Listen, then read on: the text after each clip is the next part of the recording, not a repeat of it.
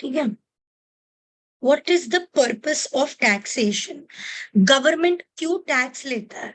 क्यों जनता को पैसा कमा के, मैं खुद भी भरती हूँ, टैक्स भरना पड़ता है, क्यों? क्यों Raghav, why government takes tax? To spend it for public infrastructure and development. है ना? गवर्नमेंट देश के ऊपर खर्चा करती है, कहां से करेगी? आखिर तो ये पैसा हमसे ही लेगी इन अ फॉर्म ऑफ टैक्स, और फिर गवर्नमेंट देश के अलग अलग कामों में खर्चा करेगी, अलग अलग प्लान्स बनाएगी, कंट्री को आगे बढ़ाने का ट्राई करेगी। और आपका भी ड्यूटी है कि आप ये समाज में बैठ के, यहाँ बैठ के पैसा कमा रहे हो, तो उसका एक हिस्सा यहाँ की गवर्नमेंट को देना आपका फर्ज है। The system of taxation has impact on the economy as a whole. ठीक है, ये टाइम पास चैप्टर है, ज्यादा टाइम नहीं डाल सकते आज के लिए। Taxation policies are used in many economic factors. Government, आपने ये पढ़ा होगा आई थिंक बीटी में भी, फिस्कल पॉलिसी। ये सब अपने को नहीं पढ़ना है यहाँ पे, बट दे ट्राइंग टू से गवर्नमेंट जानबूझ के टैक्स रेट बढ़ाती है, कम करती है, नेशन को कभी ज्यादा टैक्स करेगी, कभी कम। रीजन है उनका खुद का। They want to influence the behaviour of business and individuals. ज्यादा टैक्स करेगी ताकि लोगों के हाथ में पैसा कम हो जाए, लोगों पूरा टैक्स भरने में ही चला जाए। अगर कम पैसा होगा तो लोग कम खर्चा करेंगे और इन्फ्लेशन कम होगा।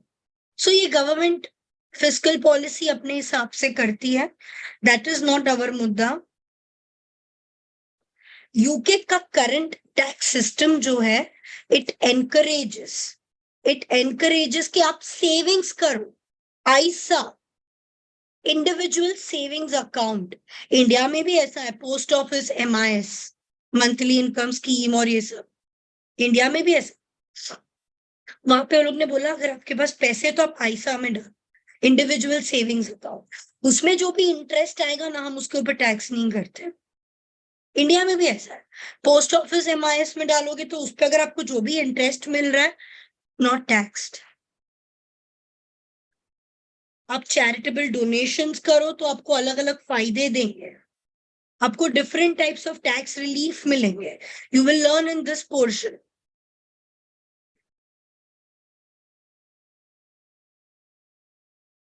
ठीक है, बहुत सारे अलग अलग टैक्स इंसेंटिव्स दिए जाएंगे। कुछ यूके का टैक्स सिस्टम कुछ चीजों में जानबूझ के, इंडिया में भी I tell you, alcohol, cigarettes heavily taxed. Now why is it so? Government इतना ज्यादा टैक्स मारता है ना, डबल। क्यों? क्योंकि वो government wants to discourage people from buying such things. Understanding?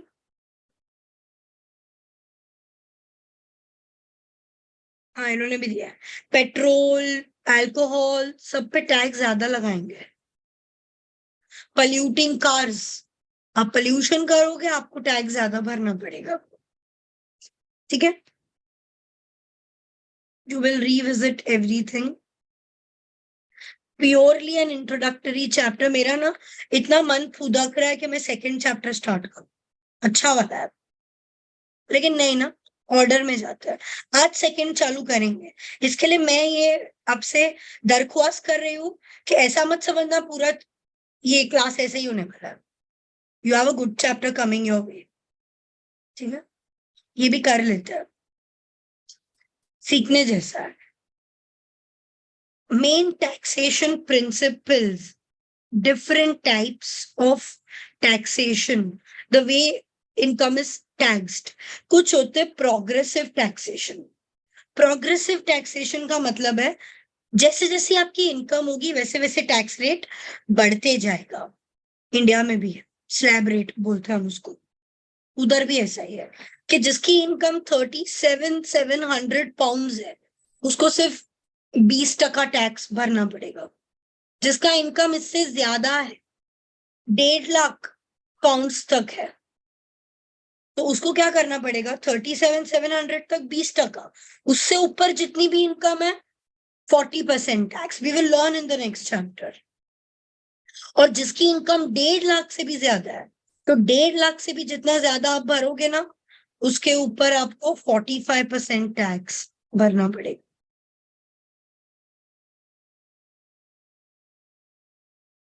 above 1,50,000, this is called progressive taxation. एक हद तक 20%, अगर आपकी इनकम उससे ज्यादा है, एक्सेस इनकम पे 40%।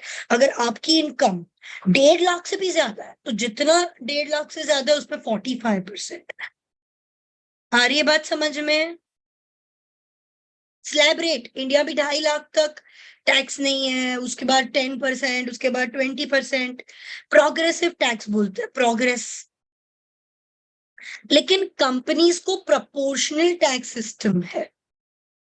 तो इनकम टैक्स यूजुअली जो इंडिविजुअल्स को है वो प्रोग्रेसिव है। इंडिया का भी इनकम टैक्स प्रोग्रेसिव है। कंपनीज को प्रोपोर्शनल टैक्स लगता है, no matter how much your income is, 35,000, 1 lakh, 10 lakh, you have to pay flat 19%। इंडिया में फ्लैट 20 या 30 जो उनको लगाने लगा दी। आ रही है बात समझ में? 10,000 भी कमाया ना, तो 19% गवर्नमेंट को देना पड़ेगा। Is that fine? कंपनीज को ऐसे टैक्स किया जाता, फ्लैट, जितना भी प्रॉफिट है 19%, खत्म बात। आप बोलोगे बहुत कम प्रॉफिट है, बहुत ज्यादा है, नहीं मैटर कर रहा है, fixed rate. Proportion of tax remains constant, हमेशा एक ही रहेगा, 19%। ठीक है, एक बाकी है ना, रिग्रेसिव में करते हो। एड वेलोरम, एड वेलोरम ये अपन सीखेंगे चैप्टर वैट में। Ad valorem is a type of tax. It depends on the value of item.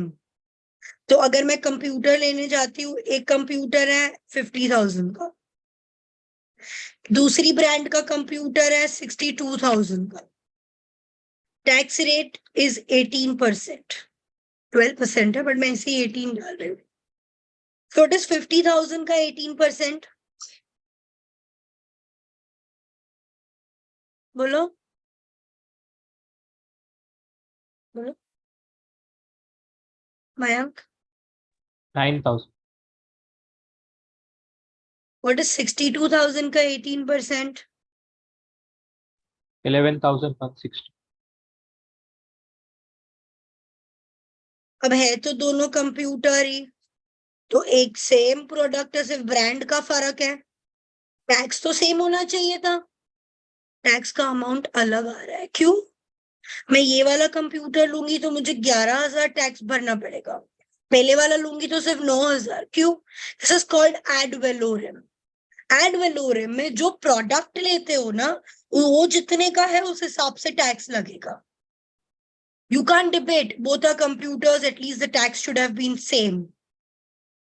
आप सेम मॉडल दूसरी दुकान से 40,000 में ढूंढ लेते हो डिस्काउंट पे, तो 40,000 के ऊपर टैक्स लगेगा। Simple, put it very simply, ad valorem is जो भी गुड्स है ना, उसके ऊपर जितना गुड्स का वैल्यू है उसके अकॉर्डिंग टैक्स लगता है। Tax is calculated as a percentage of value of item. So your GST is an example of ad valorem.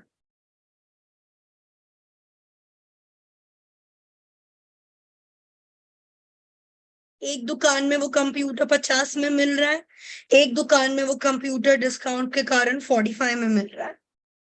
Same computer same, यहाँ पे मुझे 9,000 टैक्स लगेगा, यहाँ पे कितना लगेगा मैम? 45,000 का 18%। 8,100. क्यों? कंप्यूटर तो सेम है ना, टैक्स तो सेम होना चाहिए था। नहीं, टैक्स GST फॉलोज एड वेलोरम, जितने का वैल्यू उसके हिसाब से टैक्स। Is that fine? एक ये मुझे कुछ ठीक सा लगा, मतलब इतना कुछ ग्रेट नहीं लगा, रिग्रेसिव टैक्सेशन। ठीक है देवज्योति, रिग्रेसिव टैक्सेशन पढ़ो, थोड़ा कॉमन सेंस है। और जो जिसका मन किया वो क्लास में मुझे एक्सप्लेन कर सकता है। पढ़ो देवजोत। As income rises, the proportion of tax paid falls. For example, the tax on a liter of petrol is the same regardless of the level of income of the purchaser. This is a regressive tax as it represents a greater proportion of income for a low income earner than a high income earner. बोलो क्या मतलब है? ठीक है, मैं एक real example discuss करूं, किसी को कुछ बोलना है? Shreya, you have anything to say? अब एफएम बैच में क्यों नहीं आए? मैम मेरा कॉलेज का एग्जाम वगैरह था ना, इसलिए फिर मैं पीछे थी, इसलिए फिर मैं रिकॉर्डिंग से कर रही थी। भाई मैंने बोला आपने डाउट तो पूछा, मैंने बैच में तो आपको कभी नहीं देखा।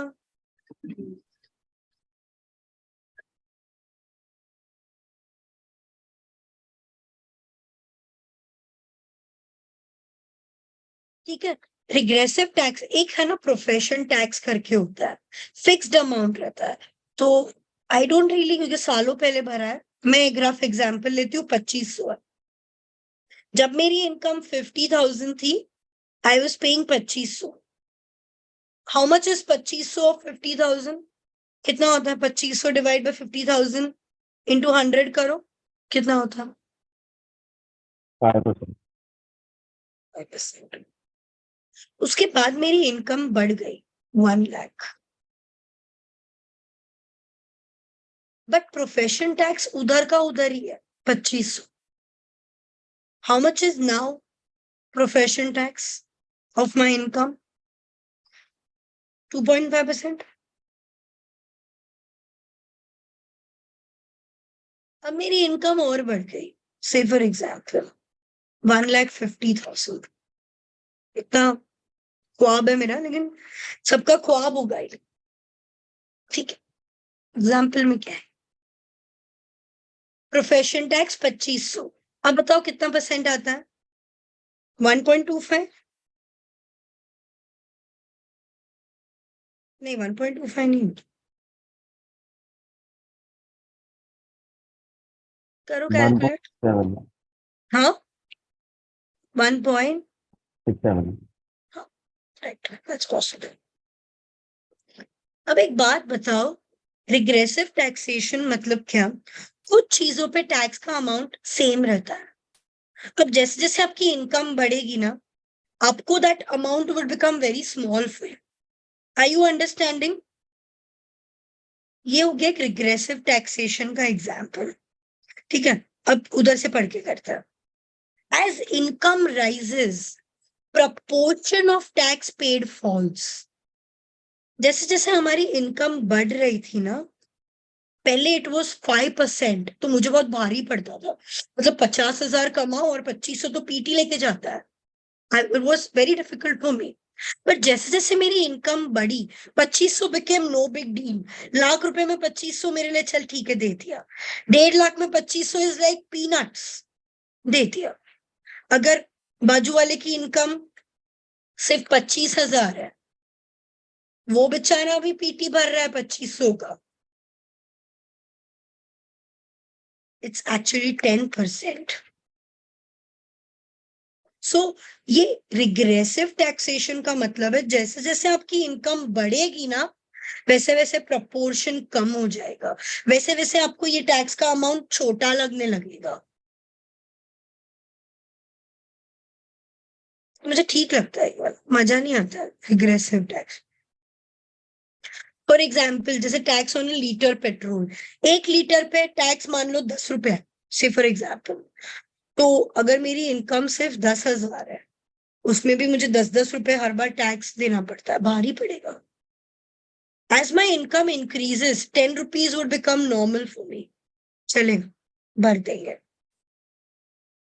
So tax on a liter of petrol is same regardless of the level of purchaser.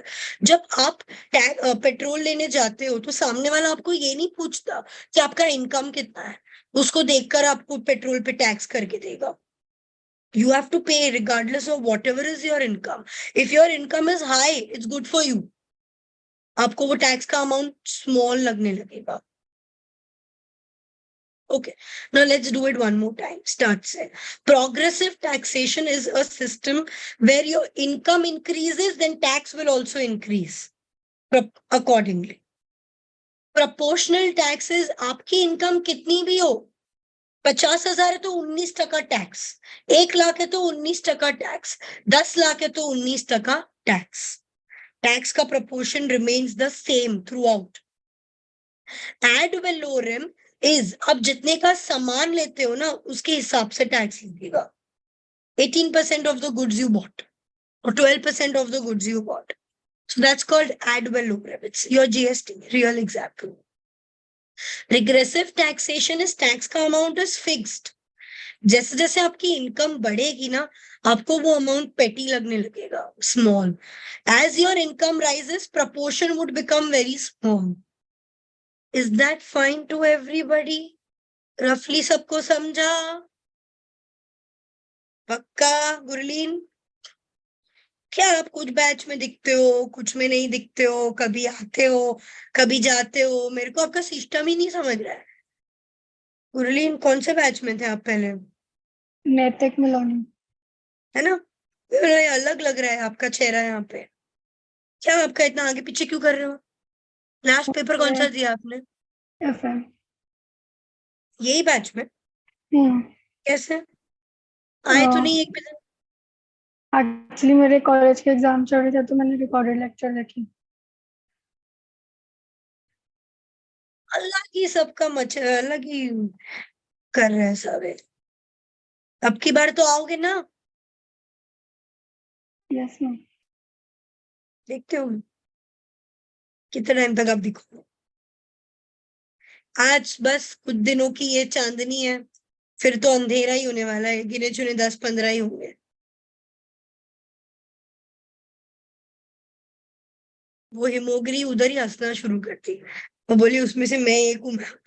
देखती हूँ जितने दिन जमा उतने दिन आऊंगी. फिर टाइप्स ऑफ टैक्स सब आपके सिलेबस में कवर्ड है, सब इंट्रोडक्टरी जैसा. अपने यहाँ टैक्स का कौन ध्यान रखता है? Income tax department of India, है ना? वो बीकेसी से जाओगे ना, मैं 3 लोग को तो अभी बाहर फेंक दे. चलो क्या है, मुझे नहीं अच्छा लगता है बोलना. आप ऐसा करोगे सब करेंगे. क्यों? क्या मजा आता है? छुपा छुपी खेलते हो, मैम आएगी तो आएंगे बाहर, नहीं तो फिर अंदर जाएंगे. ठीक है. यूके में देयर इज HMRC. नाम बहुत डेंजर है बट ये वही है, अपना इनकम टैक्स डिपार्टमेंट जैसा. उसको बोलते हैं Her Majesty's revenues and customs. HMRC same, our income tax department, so they take care of the tax. Comprises of number of different types of tax. Income tax ये individuals, हम जैसे लोग अपनी आमदनी पे गवर्नमेंट को इनकम टैक्स भरते हैं. पीछे सब चैप्टर्स में वही है. फिर एक है NIC, नेशनल इंश्योरेंस को. एक मिनट रुको, पहले इनकम टैक्स फिर कॉर्पोरेशन टैक्स, ये देख लेते हैं. यहाँ पर जितनी भी कंपनीज एस्टैब्लिश्ड है वो लोग अपने प्रॉफिट्स पे टैक्स भरेंगे. फिर है वैट, और अपनी भाषा में don't use GST in the paper because वो इंडिया का है, it's exactly the same but I am just saying. Value added tax, VAT और GST, जो भी गुड्स एंड सर्विसेज आप यूज कर रहे हो it comes with a tax, है ना? कैपिटल गेन्स टैक्स, अगर आपने कोई भी अपनी प्रॉपर्टी, घर, गाड़ी या आपने कोई भी एसेट, कैपिटल एसेट बेचा है तो, और आपने कैपिटल एसेट बेचा 1 करोड़ का घर 1.75 CR में बेचा, ये जो 0.75 CR का गेन हुआ है ना, चार्जेबल कैपिटल गेन, इसके ऊपर भी टैक्स लगेगा, called as capital gains tax. Land, building, shares, कोई भी एसेट, कैपिटल एसेट को बेच के अगर आपने गेन किया, पैसे कमाए, टैक्स. फिर वहां पे एक NIC करके भी एक्स्ट्रा टैक्स है, इजी अच्छा चैप्टर है यहाँ का। इंडिविजुअल्स अक्सर पे करते हैं हु आर एम्प्लॉयड और सेल्फ एम्प्लॉयड, ये भी हम जैसे इंडिविजुअल्स करते हैं। बिजनेस भी पे करेंगे बट अपने एम्प्लॉयज के बिहाफ पे, ठीक है, you will learn it later, आने वाला है सब आपके रास्तों में। रफ क्लासिफिकेशन किया है, रफली there are 2 forms of tax, direct और इनडायरेक्ट। अरे पेन को क्या हो गया वापस?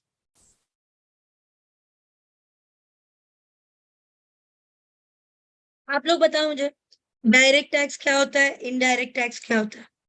बोले, कौन बोलेगा? Sleepy, Riddhi. Direct tax, indirect tax. कितना सन्नाटा वाला बैच है, जब से चालू हुआ तब से ये शांत बैच ही है। बोलो रिद्धि। इनडायरेक्ट टैक्स मतलब in India GST, okay, very good. और डायरेक्ट टैक्स जो इनकम टैक्स। ओके। किसी और को कुछ पैटेस? हाँ, पेपर कैसा गया आपका? ठीक था मैम, सारे पेपर ठीक ही जाता है। जाता है, पास हो जाते हैं ना। मेरे तो हमेशा बुरे ही जाते थे, कोई मुझे पूछता था ना बहुत बेकार गया, मैं ऐसे ही करते थे, इसलिए लोगों ने एंड में तो मुझे पूछना ही बंद किया, इसको क्या पूछने का, मैंने एक ही भी जवाब। नेक्स्ट टाइम यही करना चाहिए। नहीं नहीं, देखो मेरे सामने सच बताना है यार, क्या मतलब मैं टेंशन में आ जाती हूँ ना फिर। मुझे बताओ, direct indirect tax, what is the अंतर? डायरेक्ट जो होता है वो पर्सनल जो इनकम होता है उसके ऊपर लग जाता है, उसको डायरेक्ट टैक्स बोलते हैं, इंडिविजुअल्स को लगता है। और इनडायरेक्ट है जो गुड्स और सर्विसेज है, लाइक जो कमोडिटीज है उसके ऊपर इनडायरेक्ट टैक्स पे करते हैं। हम रेस्टोरेंट्स में जब जाते हैं हम इनडायरेक्ट टैक्स पे करते हैं। आपको पता है असली में इसका क्लासिफिकेशन बहुत इजी है।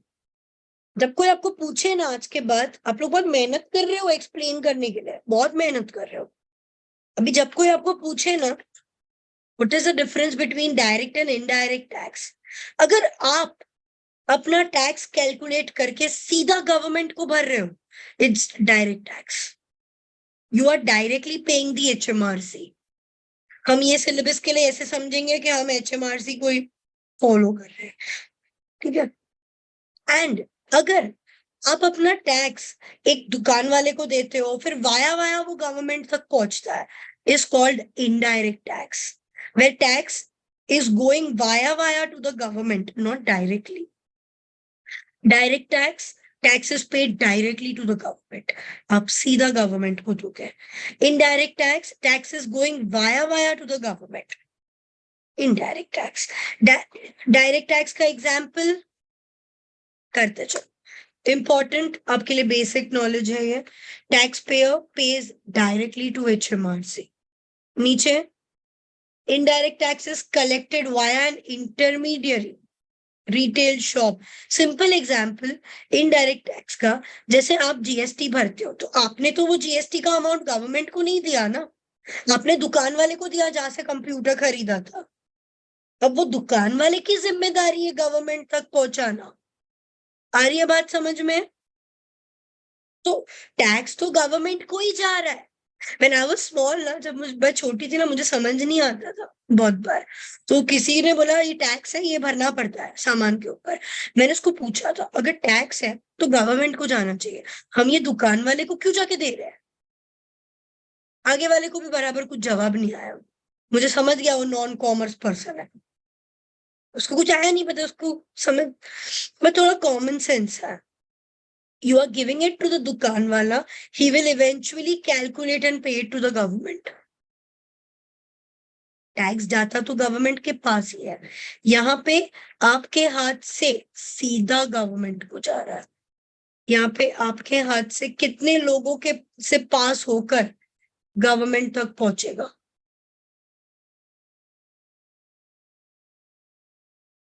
ठीक है, examples, so direct tax is based on direct revenue, जो आपकी इनकम या प्रॉफिट है।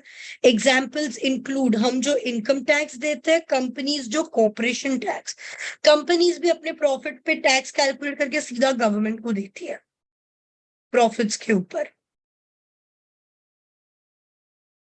डायरेक्ट कैपिटल टैक्स भी होता है, जो कैपिटल गेन्स आपको हो रहे हैं उसके ऊपर भी टैक्स आप जो भर रहे हो सीधा गवर्नमेंट को जाता है। तो मैं मार्क कर लेती हूँ, अपने थ्योरी के लिए हमें याद रखना है, capital gains tax, inheritance tax, income tax, corporation tax, चारों के चारों डायरेक्ट टैक्सेशन है। इनकम टैक्स इंडिविजुअल सीधा गवर्नमेंट को देता है, कॉर्पोरेशन टैक्स कंपनी सीधा गवर्नमेंट को दे रही है, कैपिटल गेन्स टैक्स जितना भी गेन कैलकुलेट हुआ है एसेट को बेच के सीधा गवर्नमेंट को जाता है। इनहेरिटेंस टैक्स वंडरफुल चैप्टर, आएगा तब करेंगे, डायरेक्ट टैक्स है। इनडायरेक्ट टैक्स, वहां पे वैट, यहाँ पे जीएसटी, यहाँ पे आपके हाथ से पैसा किसी और को जा रहा है, फिर वो वाया वाया गवर्नमेंट के पास पहुंचेगा। There is an intermediary. Intermediary will pay to the government, यानी HMRC. कस्टमर यानी consumer pays to the supplier, then वो आगे जाके हम दुकान वाले को देते हैं, दुकान वाला आगे जाके देता है।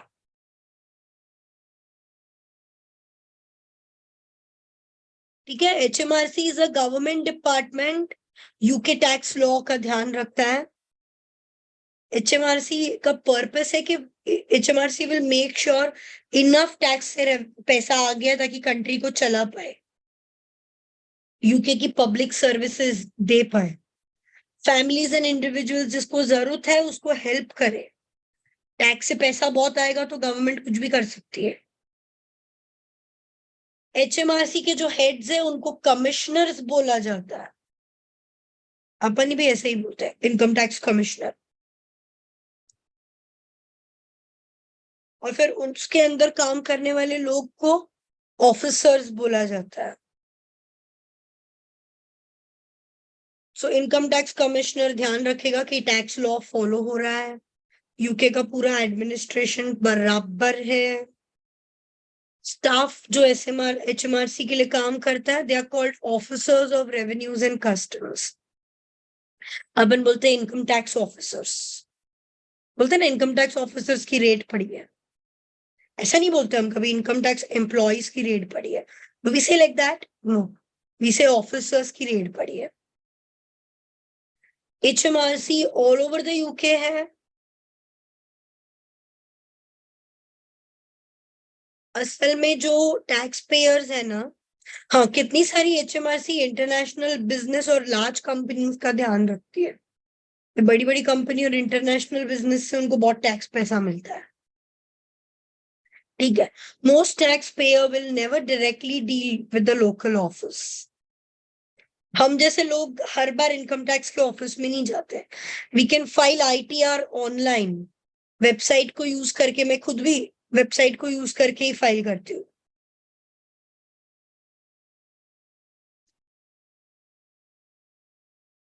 Taxpayers are encouraged to file their tax returns online and pay by electronic means.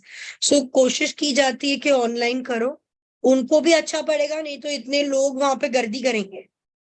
Online काम अभी बहुत हो गया, सब बैंक्स को भी मैंने नोट किया, although this topic is separate, bank के पास भी जाते हैं, बोलते नहीं ऑनलाइन कर लो ना मैडम, आपको तो ऐप डाउनलोड करके सब हो जाएगा।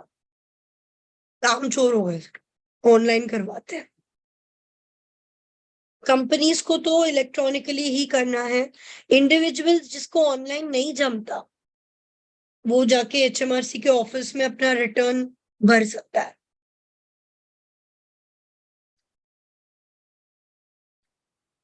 ठीक, who's going to explain me this? I want to know, do you understand?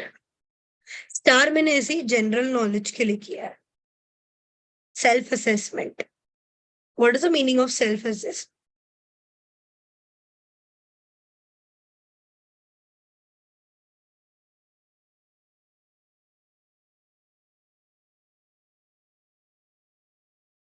आप लोग में से कोई टैक्स रिटर्न्स भरता है?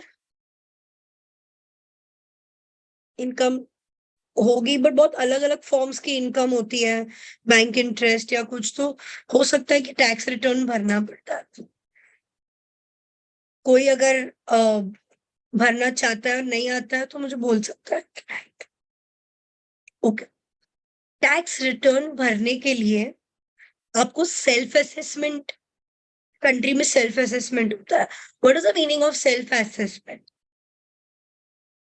चिराग, Devjot, self assessment, Aadi, self assessment. Hello Aadi, hello तो कर दिया। सेल्फ असेसमेंट कौन बोलेगा? सो रहे हो इधर बैठ के इतने इंपॉर्टेंट क्लास में? सेकेंड हाफ में देखो, इतना बड़ा चैप्टर चालू करता हूं मैं, सारी नींद आपका ऐसा उड़ा दूंगा। मेरे अंदर जुज्बा देख रहे हो आप? सेकंड चैप्टर आज खत्म ना कर दूं मैं, उसके लिए 5 बजे तक बैठना पड़ेगा। बट ठीक है ना, 5 के हम तो 7 तक बैठ लेंगे। क्यों मैं, क्या यार, पूरा हौसला तोड़ रहे हो क्लास का। बोलो Shiva, what is self assessment? India में भी ऐसा है, अपने को तो मालूम होना चाहिए, हम अकाउंटेंट्स हैं, ऐसा थोड़ी। ओके, क्या गवर्नमेंट ने बोला आपको किसी सीए को रख के अपना कैलकुलेशन करके हमको बताओ क्या इनकम है और टैक्स भरेंगे? नहीं, government has lead the principle of self assessment. आप खुद ही अपना इनकम कैलकुलेट करो, आप खुद ही अपना टैक्स कैलकुलेट करके दे दो। अगर तो एक्चुअली तो मेरे खुद के ऊपर है, क्योंकि हमारी जनता को इनकम टैक्स के रूल्स नहीं पता होते, टैक्स कैलकुलेशन नहीं आता, तो वो सीएस को रखते हैं जो उनके लिए करके दे। आ रही है बात समझ में? बट गवर्नमेंट ने आपको नहीं बोला कि आप सीए को लेकर आओ। सेल्फ असेसमेंट है। सेल्फ असेसमेंट मतलब you only assess yourself, you only calculate your own income, calculate the tax and पे अस। आपको नहीं आता तो आप सीए से करवा लो, आपकी मर्जी। आता है, कितने लोग खुद ही करते हैं, हम लोग खुद ही करते हैं। आ रही है बात समझ में? अब गवर्नमेंट एक एक आदमी के पीछे सीए नहीं लगाएगा। Under self-assessment, the responsibility for reporting the correct amount and paying the correct amount of tax is delegated to the taxpayer. यानी मैं खुद, यानी गुरलीन को करना है तो गुरलीन खुद, उसको नहीं आता तो किसी का हेल्प ले सकते हैं, बट रिस्पॉन्सिबिलिटी उसी की है, खुद फाइल करे। ठीक है, अगर अपन इतने हमसे नहीं हो पा रहा है, हम सीए को रखने का फीस भी नहीं है हमारे पास। However, officers and revenue and customs can be requested to do the calculation. Gurleen बोलेगी मेरे को नहीं आता, और साहब जी हमारे पास इतना नहीं कि हम कोई सीए को रखे, आप ही कर लो ना, तो वो लोग हेल्प करें। इंडिविजुअल्स को एचएमआरसी हेल्प करता है वहां पर। आपको नहीं आता तो हम आपके बिहाफ पे करके दे देंगे। ठीक है, अब ये बहुत बोरिंग है, आज के दिन में बिल्कुल ही इच्छा नहीं रखती थोड़ा भी बोर होने के लिए। चैप्टर ही खत्म नहीं हो रहा ये वाला यार, कभी जाऊं मैं नेक्स्ट चैप्टर पे?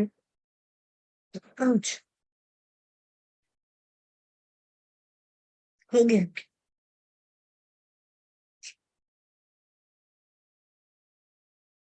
ठीक है, बहुत सारी बातें इधर उधर की है, नेक्स्ट चैप्टर से थोड़ा सा रूल्स चालू हो रहे हैं।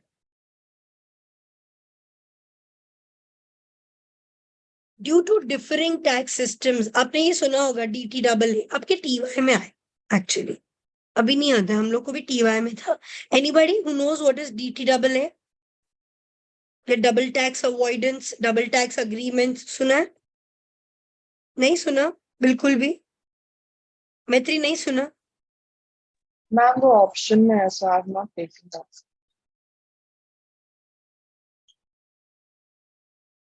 एक पैरा है अगर, वही तो टैक्स का लपड़ा है, ऐसा एक एक पैरा है, बट आप लोग को नॉलेज नहीं होएगा, नेचुरल है। कैफ आपने भी नहीं सुना? ओके, सो मान लो अपना कैफ है ना, है तो इंडिया का, बट यूएस रिलेटेड काम करता है और कुछ महीने वहां पे एक प्रोजेक्ट करके आया है, तो उसको डॉलर्स में पैसा मिला। जब उसको पैसा मिला ना, वहां के लोगों ने भी टैक्स काट दिया, बोला भाई काम उधर किया है, डॉलर में पैसा है, वो लोग ने 30% टैक्स मार दिया। ठीक है, बहुत नाराज हुआ, कैफ रोया बहुत, मेरा 30% चला गया। 100 रुपए कमाए थे, 30 तो गवर्नमेंट ले गई। $100 उसने कमाए, यूएस ने गवर्नमेंट 30% टैक्स उसको मार दिया। He's already paid 30%. Now what he has is $70. जब वो लेकर इंडिया आया, इंडिया बोलता है भाई यहाँ पे इनकम टैक्स अगेन 30%। मान लो फिर से उसने इस पे 30%, 70 पे टैक्स भर दिया। व्हाट इज 70 का 30%? तो बोलेगा आखिर तो आप इंडियन हो ना, तो आपको यहाँ पे टैक्स भरना पड़ेगा आपकी इनकम पे। व्हाट इज 70 का 30%? 21, राइट? अभी उसके पास कितना बचा? 70 माइनस 21 कितना बचा? बोलो। 14। 100 रुपया कमाया था, आधा भी नहीं बचा। आधा तो गवर्नमेंट ले गई, थोड़ा यूएस, थोड़ा इंडिया। चैरिटी के लिए गया था, चैरिटी के लिए गए थे कैफ, पूरा ही बांट लेते। गवर्नमेंट को बोल दो ये भी क्यों रखा है, चिल्लर नहीं रखता मैं, आप ही ले लो, है ना? तो ये गलत है ना। This is called double tax, जहां पे आपकी इनकम 2 कंट्रीज में टैक्स हो जाती है। 100 रुपया 40-50 से भी नीचे हो गया। आ रही है बात समझ में?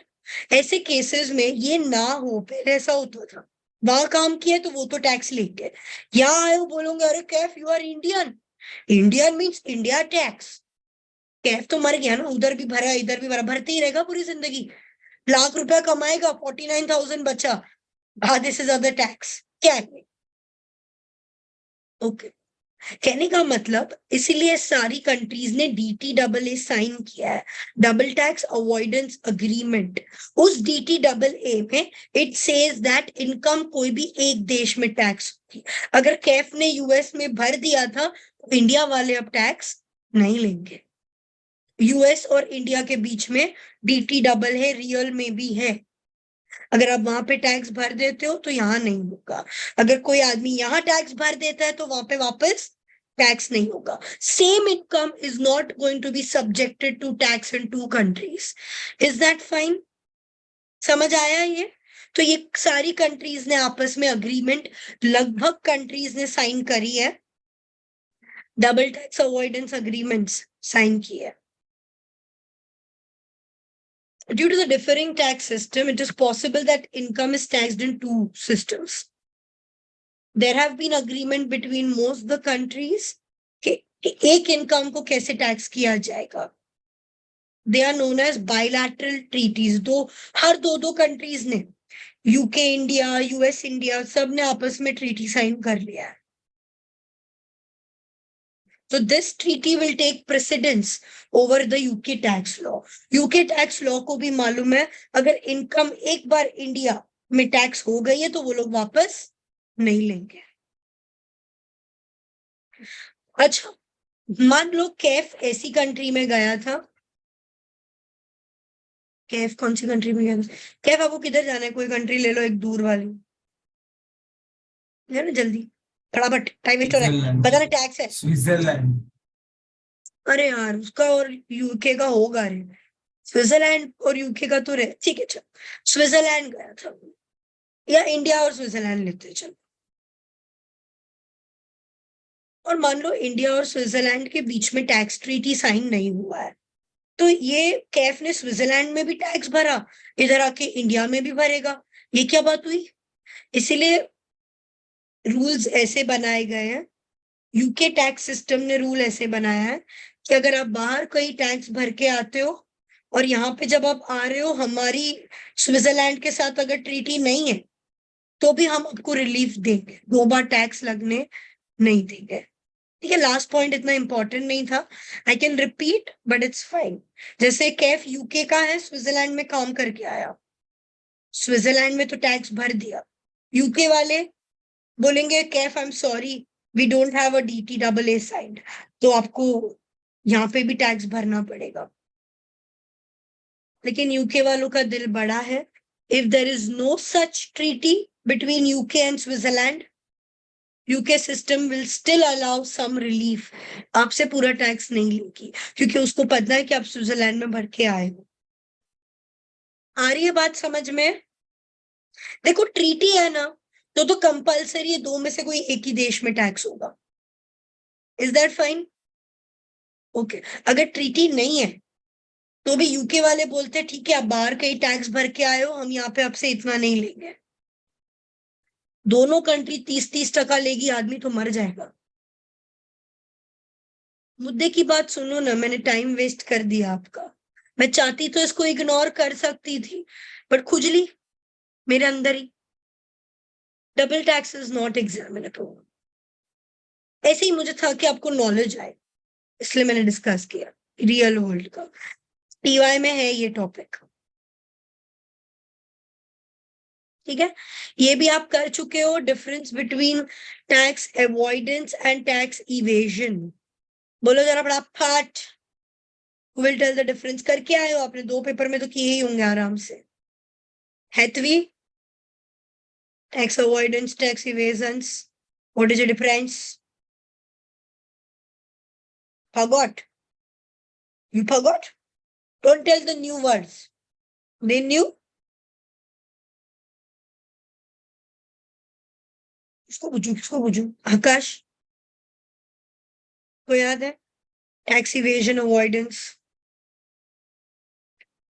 आकाश हेलो हेलो क्या, अनम्यूट करो पहले, बाद में हेलो हेलो करना। कैसे लोग छुप रहे, देखो। किसको पकड़ो जीलू। Ma'am, tax evasion is when illegally don't pay tax, and tax avoidance is when you reduce the amount of tax that you have to pay to the government, but in legal ways. Okay, so tax evasion is illegal, it's crime, और tax avoidance is legal, it's fine, आपको कोई criminal offense नहीं है। ये बात तो सही है। So tax evasion में क्या होता है, आदमी जानबूझ के टैक्स बचाने का ट्राई करता है by giving wrong information. Income इतना होगा, बट बुक्स में, इंडिया में अक्सर सब ऐसा कर रहा है, सारे सोल ट्रेडर्स, उनकी महीनों की इनकम 2 लाख 3 लाख होगी, लेकिन बुक्स में 0 इनकम दिखाते हैं, ताकि 0 इनकम 0 टैक्स। आ रही है बात समझ में? That's tax evasion. आप कम इनकम दिखा रहे हो, या झूठ बोल रहे हो, या सप्रेस चीजें छुपा रहे हो टैक्स बचाने के लिए। Is that fine? It's illegal, पकड़ने पे ये क्रिमिनल ऑफेंस है, जुर्माना भरना पड़ेगा। Whereas टैक्स अवॉइडेंस इज, आपने ना, जैसे टैक्स सिस्टम ने बोला था पोस्ट ऑफिस में पैसा डालो, एग्रीकल्चर में पैसा डालो, फिर ये स्कीम्स में पैसा डालोगे टैक्स नहीं लगेगा, म्यूचुअल फंड में डालोगे तो कम लगेगा। आ रही है बात समझ में? तो हमने क्या किया, गवर्नमेंट के रूल्स नहीं बोला ये सब में पैसा डालो टैक्स कम लगेगा, तो हमने वो सब में पैसा डाला, टैक्स कम लगा, and I saved tax. Are you understanding? So I tried to avoid tax by using legal means. जो laws है मैंने उसको ही follow किया है और टैक्स बचाया। Is that fine? कितनी बार आपके टैक्स रूल्स के लूप होल्स निकलते हैं, अक्सर ऐसा होता है। अच्छा ठीक है, ये छोड़ो, मैं रियल एग्जांपल देती हूँ। बहुत तो नहीं, कुछ साल पहले ना, long term CGT, long term capital gains पे टैक्स नहीं था, तो अक्सर लोग प्रिफर करते थे कि पैसा है ना शेयर्स में डाल दो, लॉन्ग टर्म हो गया, उसके बाद जितना भी पैसा एक्स्ट्रा मिलेगा टैक्स नहीं लगेगा। Are you understanding? अभी तो उस पर भी 20% आ गया है। तो पहले क्या लोग जानबूझ के शेयर्स लेते थे to save tax. Are they doing anything wrong? It is legal. अटक रहा है मेरा इंटरनेट एक्चुअली। आवाज आ रहा है क्लियरली? ठीक है, फर्स्ट चैप्टर थोड़ा ज्यादा ही थ्योरी है। The difference between tax avoidance and evasion is important because of legal implications. Evasion is आप जानबूझ के reduce कर रहे हो by illegal means. Suppress, छुपाना, कम इनकम दिखाना, false, गलत इनकम दिखा रहे हो, जबरदस्ती एक्सपेंसेस बढ़ा रहे हो। Evasion is illegal. अक्सर अगर यहाँ पे आप देखोगे ना, इंडिया में सब लोग इवेजन ही कर रहे हैं। क्रिमिनल प्रोसिक्यूशन होगा आपके ऊपर, पकड़े जाने पर क्वेरी आएगी। Avoidance is using the tax regime only to your own advantage. अब इसमें ऐसा होता है, टैक्स रूल्स में जो जो चीजें लिखी है कि यहाँ पे इन्वेस्ट करोगे टैक्स कम लगेगा, तो आप वही कर रहे हो to save tax. Arranging your affairs to minimise the tax liability, tax planning बोल सकते हैं। तो this is a good way of doing, you can plan your tax, it is legal and is not. अगर आपको पता है mutual funds में डालने से नहीं लगेगा तो डालो ना, किसने मना किया? इट्स नॉट मिसलीडिंग HMRC, ये धोखा देना या चीटिंग नहीं हुआ। कितनी बार ऐसा होता है कि टैक्स सिस्टम के जो लूप होल्स होते हैं ना, उसका इस्तेमाल करके लोग टैक्स बचाते, वो भी चलेगा। अभी इसमें मतलब आपकी गलती नहीं थी।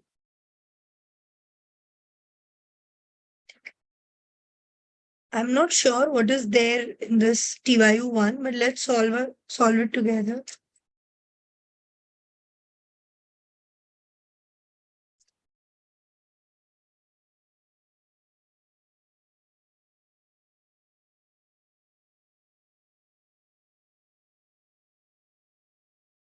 ठीक है, किसको बुलाऊं मैं, किसको बुलाऊं? उन्नति, क्वेश्चन पढ़ो dear, TYU1। Selling a capital asset in May 2023 instead of March 2023 to ensure that the gain is taxed in a later tax year.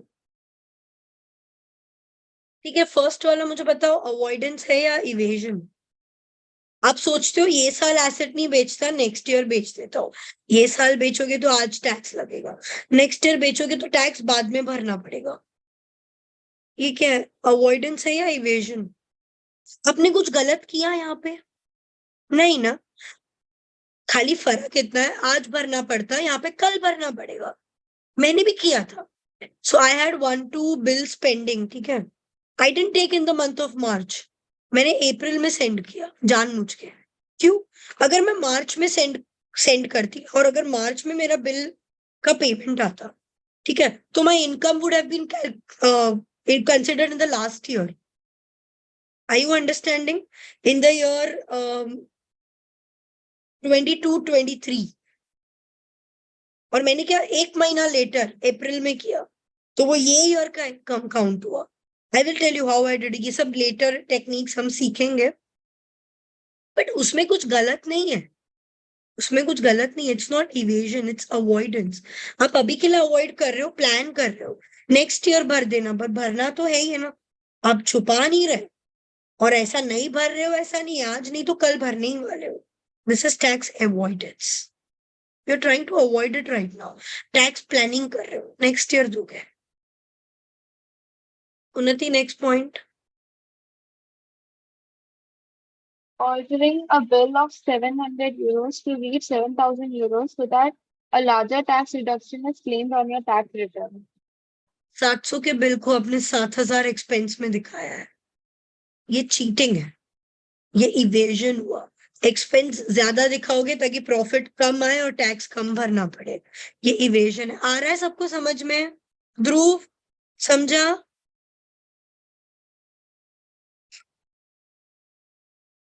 ठीक है, धीरे धीरे आदत हो जाएगा।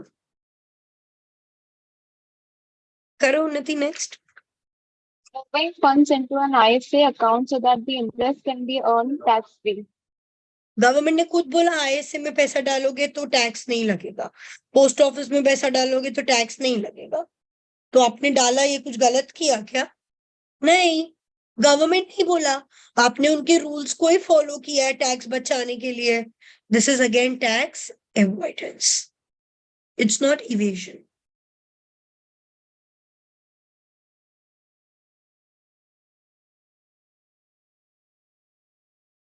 बीच में जो ये कैपिटल गेन्स का वो टैक्स नहीं था ना, तो लोग बहुत फायदा उठाने लगे, जानबूझ के शेयर्स में डाल रहे हैं लॉन्ग टर्म ताकि टैक्स नहीं लगे।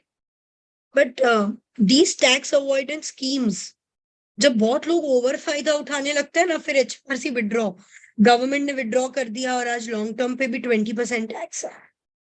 सो उसके बाद क्या होगा, एक टाइम के बाद अगर देख रहे कि सब लोग ज्यादा फायदा उठा रहे हैं ये स्कीम का, ओवर फायदा, बंद कर देगा government after a point.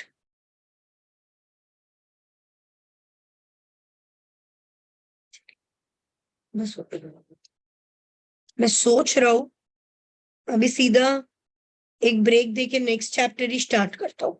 I know इसका एक आधा पेज ही बचा है, क्या करूं? ठीक है, ये एक दो पेज को करने के बाद नेक्स्ट चैप्टर कर, या नेक्स्ट चैप्टर कर लेते हैं सीधा शुरू। पहले ब्रेक ले लो, ब्रेक के बाद ताजा दिमाग लेकर आना, मस्त चैप्टर करेंगे। Is that fine? Yes, you have a break till 2:30 happen, 3:30 2:35 हो गया, 2:45। ठीक है, ये बचा हुआ हम लोग कर लेंगे बाद में। अभी बोरिंग हो रहा है बहुत, थोड़ा अच्छा लेता है। Basic income tax computation, calculative है ना थोड़ा पेपर, पूरा पूरा तो नहीं बट ज्यादा हद तक कैलकुलेटिव है। ठीक है,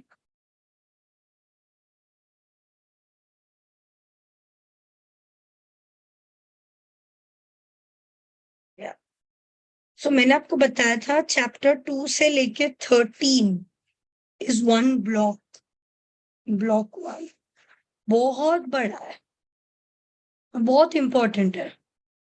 it's income tax for individuals, यानी हम जैसे लोग अपना इनकम, कहाँ से इनकम आती है, कैसे कैलकुलेट करेंगे, कैसे उसके ऊपर टैक्स कैलकुलेट करेंगे, क्या रिलीफ, क्या अलाउंस है।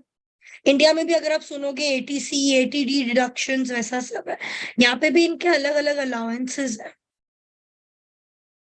This and the following 9 chapters, तो ये लोग इधर तक ही बात कर रहे हैं। हाँ ठीक है, बिकॉज यहाँ पे पार्टनर्स है, चलेगा, ये भी मिलता जुलता ही है। Deal in the way in which how individuals are employed, whether खुद जॉब कर रहे हैं या सेल्फ एम्प्लॉयड, यानी जो इंडिविजुअल्स का बिजनेस है, how their income is assessed to tax. ठीक है, एटलीस्ट एक 15 मार्क का क्वेश्चन उसमें से आएगा, तो उन्होंने बोल दिया। Also section A and B में भी आ सकता है। Basis for assessment, individuals are taxed on to income tax on their income arising in a tax year. तो गवर्नमेंट जैन टू दिसंबर में कितना टैक्स इनकम है और कितना टैक्स वैसे नहीं लेती, टैक्स ईयर के हिसाब से लेती है। अब यही थोड़ा सा बोरिंग अजीब है, पूरे सिलेबस में एंड तक ये काम आएगा आपको। Tax year is always 6th April to 5th April, यानी यहाँ पे 6th April 2022 to 5th April 2023, ये साल एक टैक्स ईयर हुआ। इफ यू सी, इसको टैक्स ईयर बोलता है, right? And what's a financial year, anybody? Financial year किसको बोलता है? फाइनेंशियल ईयर बोलो, सुना होगा ना, 1st April to 31st March, इसको यूजुअली फाइनेंशियल ईयर बोलता है। तो फाइनेंशियल ईयर और टैक्स ईयर में सिर्फ 5 दिन का ही फर्क है। If you note, tax year financial year 1st April से चालू हो रहा है, ये 5 दिन बाद 6 April से चालू होगा। And financial year 31st March को होता है, ये 5 दिन बाद 5 April को एंड होगा। एक्चुअली सिर्फ 5 दिन का फर्क है, लेकिन उसको बोलते हैं फाइनेंशियल ईयर। और यहाँ पे यूके में 6th April to 5th April, ये टाइम में जितनी इनकम होगी उसके हिसाब से टैक्स होगा, टैक्स ईयर बोलता है। नेक्स्ट टैक्स ईयर, उन्नति बताओ, ये लोग का नेक्स्ट टैक्स ईयर क्या होगा? Next tax year 6 April 23 to 5 April 24. Superb. 6th April 2023 to 5th April 2024 will become the next tax year. Very good. in tax year runs from 6th April to 5th April. ठीक है? Okay, ये topic आएगा, ये जो आपको personal allowance दिया अभी हम करेंगे इन सेक्शन 3. पर टैक्स पेयर को, every tax payer is entitled to a personal allowance. ठीक है, पर्सनल अलाउंस हमारे वक्त अभी कुछ 12,750 है, हमारे वक्त जब हम पढ़ रहे थे 11,000 कुछ था. मतलब आपकी जितनी भी इनकम होगी, ये 11,000 जितने पे आपको टैक्स नहीं लगेगा.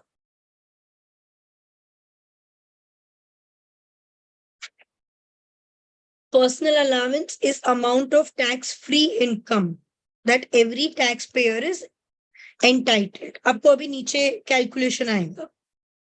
ठीक है, जिसकी इनकम बहुत ज्यादा है ना, उसको पर्सनल अलाउंस नहीं देते या कम देते हैं. ये कैलकुलेशन हम नीचे करेंगे. पहले थोड़ा सा बेसिक करके जा रहे हैं. एसेसिबल पर्सन, ऑल इंडिविजुअल, बड़े बूढ़े बच्चे सब, और जिसके पास भी इनकम है वो एसेसिबल है, उसके ऊपर टैक्स लगेगा. ऐसा नहीं बोल सकते छोटे बच्चे हैं तो टैक्स नहीं लेंगे. नहीं, गवर्नमेंट छोटे बच्चों को भी नहीं छोड़ती. बहुत सारे छोटे बच्चे भी बहुत पैसा कमाते हैं. कैसे? छोटे छोटे बच्चे भी बहुत पैसा कमाते हैं. हाउ? कैसे? You see small kids, if they are celebrity, they are actors. They work in TV shows. तो उनको पैसे बहुत मिलते हैं. तो क्या उनको टैक्स नहीं लगाएंगे? छोटे बच्चे हैं तो. छोटा, बड़ा, बूढ़ा, जस्ट बॉर्न, कोई सब पे टैक्स है. All individuals, including children, are chargeable to tax. Both spouses and within married couple and civil partnership. Civil partnership क्या होता है? ये आपको पूरे बुक में काफी जगह दिखेगा.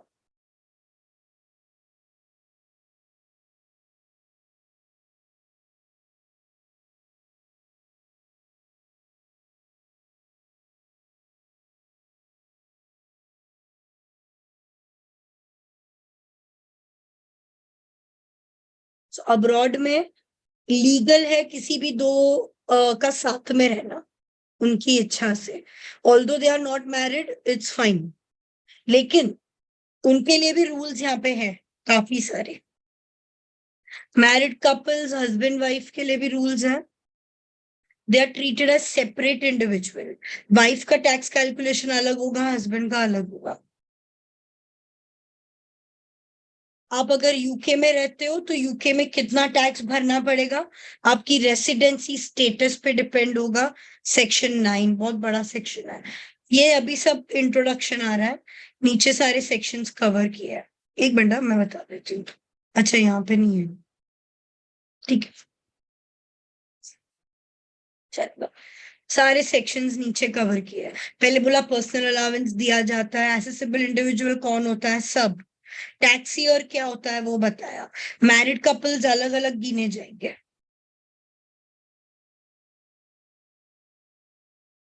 अगर आपके पास मैरिड कपल या सिविल पार्टनर जॉइंट इनकम है, जॉइंट इनकम मान लो एक घर है, ये जो घर है ना हस्बैंड और वाइफ दोनों ने लिया है मिलकर. ठीक है, और ये घर का रेंट आता है, उन्होंने किसी और को भाड़े पे दिया, रेंट आता है 50,000. सो ये जो रेंट इनकम है किसको टैक्स किया जाएगा? हस्बैंड के इनकम को टैक्स करे या वाइफ? घर दोनों का है तो इनकम को भी आधा आधा करके दोनों में बांट के टैक्स करना पड़ेगा. राइट? Are you understanding? उस पे भी रूल्स है. अगर आप कुछ नहीं बताते हो तो एचएमआरसी क्या करेगा? 50,000 को आधा आधा कर देगा. 25,000 वाइफ के इनकम में लिखकर टैक्स करेगा, 25,000 हस्बैंड के इनकम में लिख के टैक्स करेगा. Generally income generated is jointly owned and is split between 50-50. ठीक है, अब ऐसा हो सकता है हस्बैंड ने 70% पैसा दिया है घर का और वाइफ ने 30%. ये सब मैटर नहीं करेगा. आप अपने मुंह से कुछ नहीं बोल रहे हो, एचएमआरसी जो भी इनकम आएगा आधा आधा बांट देगा, आधा वाइफ आधा हस्बैंड. अगर आपको ये बात से प्रॉब्लम है तो आप एचएमआरसी को एक लेटर लिख के भेज सकते हो 70% income relates to me and 30% is of my wife. तो फिर HMRC 70-30 के प्रपोर्शन में स्प्लिट करेगा। If you are not telling anything to HMRC, वो आधा आधा कर देगा। Simple. Is that fine? Rupal please repeat.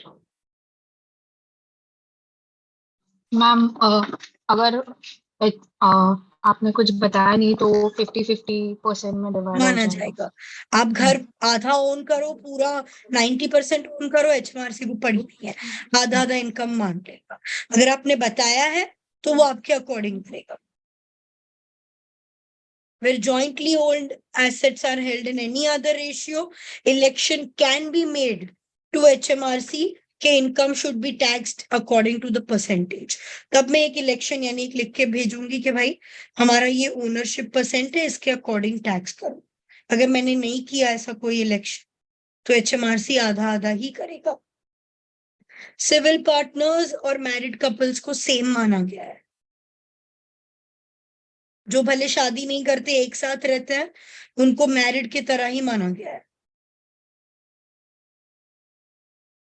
Children under the age of 18 are also taxable. अब कुछ बच्चे होते हैं सेलिब्रिटी, कितना पैसा कमाते हैं छोटे छोटे बच्चे। हाउएवर, बट अक्सर, अभी हर बच्चा तो नहीं होता, कोई होता है, अक्सर their income falls short of personal allowance. कितनी बार ऐसा होता है कि बच्चे जो इनकम कमाते हैं 12,750 पर्सनल अलाउंस से भी कम है, तो इनको ऐसे भी टैक्स नहीं लगता है। इंडिया में 2.5 लाख तक का कुछ लिमिट है। सो वहां पे कैसा है कि अगर आपकी इनकम छोटे बच्चों की 2.5 लाख भी नहीं बन रही है तो ऐसे भी टैक्स नहीं लगने वाला है।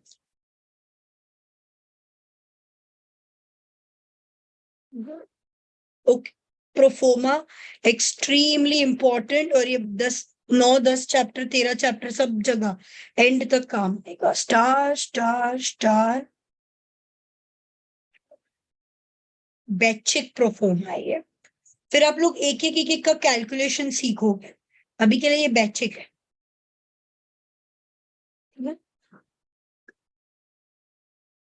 पूरा ध्यान देना पड़ेगा स्टेप बाय स्टेप। सो हम एक इंडिविजुअल की बात कर रहे हैं। इनकम टैक्स कॉम्प्यूटेशन किसका कर रहे हैं बताती हूँ मैं।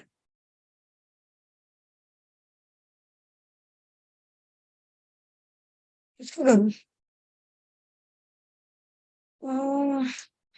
ये हेथवी का करती हूँ।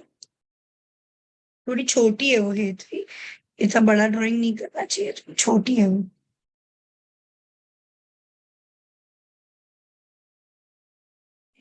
हाँ, सो सबसे पहले अगर हेतवी को कोई ट्रेडिंग इनकम यानी बिजनेस से कोई इनकम आई है तो वो मैंने यहाँ लिखा।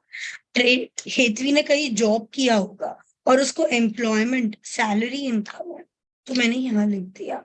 प्रॉपर्टी इनकम, अगर हेतवी का कहीं कोई घर है और उसको भाड़ा आ रहा है तो मैंने यहाँ लिख दिया। पेंशन, हेतवी को कहीं से पेंशन इनकम आ रही, यहाँ लिख दिया। ये चारों को मिलाकर मैं बोलूंगी नॉन सेविंग्स इनकम। याद रखना पड़ेगा आपको, NSI या नॉन सेविंग्स इनकम। तो ये सबसे पहली कैटेगरी है, number 1, number 8, non savings income. ठीक है। उसके बाद नंबर 2 यानी B, सेविंग्स इनकम।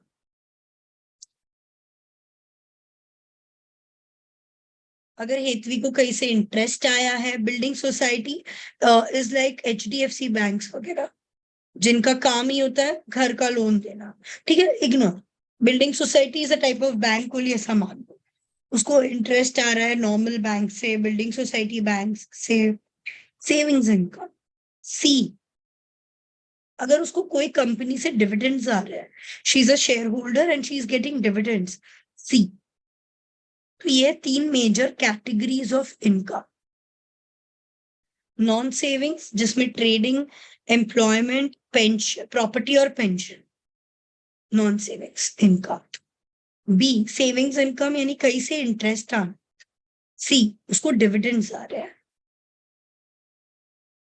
ये सब मिला के उसका हो जाएगा टोटल इनकम। अभी ये भी बात इंपॉर्टेंट है याद रखने के लिए, स्टार जितना उसका टोटल इनकम है, हो सकता है she is getting different different types of reliefs, उसको कोई बहुत सारे बेनिफिट्स मिल रहे हैं, रिलीफ्स मिल रहे हैं, सीखेंगे अपन सिलेबस में, वो रिलीफ को यहां से माइनस किया जाएगा, एंड अब जो आंसर आएगा इसको बोलते हैं नेट इनकम।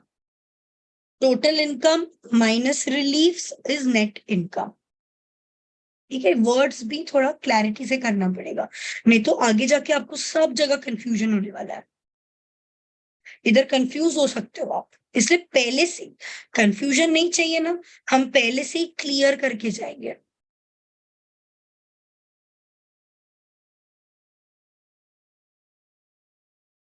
हिमोग्री, बताओ मैंने अभी क्या बोला? Total income less relief gives you Net income. Super. अब एक लेवल और आगे, मेरी नेट इनकम आ गई, net income minus personal allowance, जितना भी पर्सनल अलाउंस है यहां से उड़ा दूंगी, I will get taxable income. Rupal बोलो क्या बोला मैंने? Net income minus personal allowance will give you Taxable income. याद रखना। तो ये पूरा स्टेज हम याद रख लेते हैं। टोटल इनकम यानी सारे ए बी और सी को मिलाकर, नॉन सेविंग्स, सेविंग्स, डिविडेंड, तीनों को मिलाकर आती है total income. Total income minus relief will give you net income. Net income minus personal allowance will give you taxable income. अब इस फिगर पे टैक्स लगता है, ये जितना भी आंसर आएगा 55,000, उस पे आपको टैक्स लगेगा। Classification of income, number of different sources, employment, self-employment, property, investment, pension, कुछ exempt income भी होती है. It is very important to classify them correctly as per tax rules. Classification एकदम बरोबर होना चाहिए. A, non-savings. B, savings. C, dividend. 3 main classification आपको करने पड़ेंगे. एक एक करके आया है. सबसे पहले non savings. Non savings is what ever income you have earned and property income. जैसे कि ट्रेडिंग, आपने बिजनेस किया, आपको सैलरी मिली जॉब से, आपको पेंशन आ रहे हैं, या आपको प्रॉपर्टी का भाड़ा आ रहा है, non savings. B, investment income. ये सो एक्चुअली इसमें बी और सी मिलाकर है. इंटरेस्ट आना कोई भी बैंक से इज सेविंग्स इनकम, और डिविडेंड आना कोई भी कंपनी से इज डिविडेंड इनकम. कुछ इनकम आपको एग्जेम्प्ट होती है, जैसे अभी अभी हमने किया आईएसए, इंडिविजुअल सेविंग्स अकाउंट, इसमें पैसा डालोगे, यहां से इंटरेस्ट आएगा, is exempt. NSR, national savings and investments, exempt. तो ये हमको याद रखना. कई कई लॉटरी, बेटिंग, बॉन्ड में मतलब कोई लॉटरी वगैरह लग जाना, वहां पे भी सब एग्जेम्प्ट, कोई टैक्स नहीं है.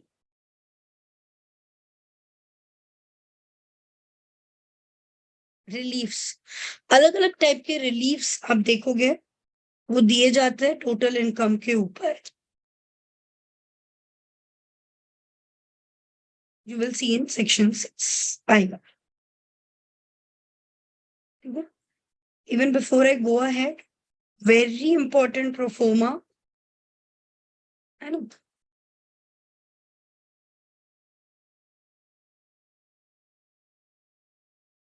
आप अगर नोट करोगे ये थ्रू आउट अलग अलग चैप्टर्स में आपको आने वाला है topic. So look at this, investment income यानी ये सेविंग्स और डिविडेंड नेक्स्ट चैप्टर है. उसके बाद property, employment, pension, self employment या ट्रेडिंग, ये रहा. Property, pension, employment, self employment या ट्रेडिंग, एक एक पॉइंट पे पूरा पूरा चैप्टर है. ये चारों का चैप्टर है. फिर सेविंग्स और डिविडेंड एक चैप्टर में है. ऐसे करके आपके हर पॉइंट पे चैप्टर आएगा।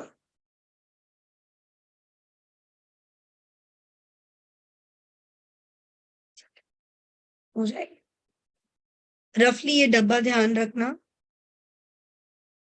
और अब हम जाते हैं हमारे एक्सट्रीमली इंपॉर्टेंट टॉपिक जो काफी एंड तक सिलेबस में काम आएगा, personal allowance. Every tax payer, interesting है ये, थोड़ा ध्यान दो। Every tax payer is entitled to personal allowance, सबको मिलेगा। कितना है? हर साल बदलता है। हमारे वक्त 11 था, फिर 11,500 हुआ, फिर 12,100 भी था। अभी ये लोग का personal allowance in the year 2022-23 is 12,570। ये फिगर याद रखना है। एक्चुअली तो आपको दिया रहता है उनके शीट में, बट इतनी बार आप सॉल्व करोगे तो ऑटोमेटिक याद हो जाए। 12,570। सो पर्सनल अलाउंस इतना हर किसी को मिलता है। आपके नेट इनकम से माइनस किया जाएगा टैक्सेबल इनकम लाने के लिए। PA should always be deducted from the net income in this manner, star.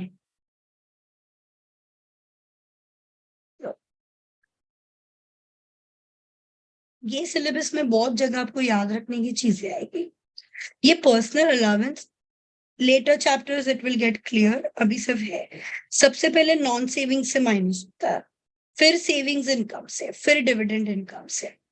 और मान लो my income in total in this year is 10,000।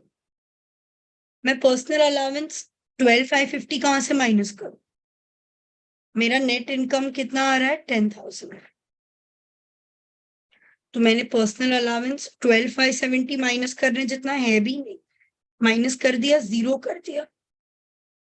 Personal allowance तो 12,570 मिलता है ना, मैंने सिर्फ 10,000 यूज किया है, बैलेंस 2,500 क्या करूं मैं? लॉस्ट। कैरी फॉरवर्ड नहीं होगा। कहने का मतलब आप ऐसा नहीं बोल सकते कि ये ईयर आपने पर्सनल अलाउंस पूरा यूज नहीं किया था तो नेक्स्ट ईयर कर दूं। No carry forward. आ रही है बात समझ में? surplus PA is lost, you cannot carry forward. ये जो आपको PA मिलता है कैपिटल गेन्स के अगेंस्ट यूज नहीं कर सकते आप। ये जो अमाउंट है ये सिर्फ नॉर्मल ये इनमें यूज कर सकते हो, कैपिटल गेन्स के अगेंस्ट यूज नहीं कर सकते। और आप नीचे सेक्शन 4 में सीखोगे। See, once you complete the chapter and then revise ना, फिर क्लियर हो जाएगा। आपको चाहिए सो ये ईयर मान लो आपकी इनकम 10,000 ही थी, आपके पास पर्सनल अलाउंस बचा है थोड़ा 2,500 जितना, आपको चाहिए तो ये पर्सनल अलाउंस अपने वाइफ या स्पाउस पार्टनर को ट्रांसफर कर सकते हो। ये रूल्स है इसके ऊपर। This figure is given to you in the exam.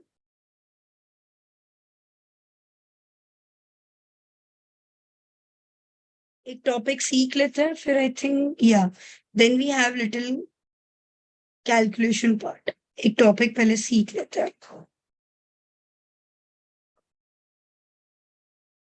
Very very important topic.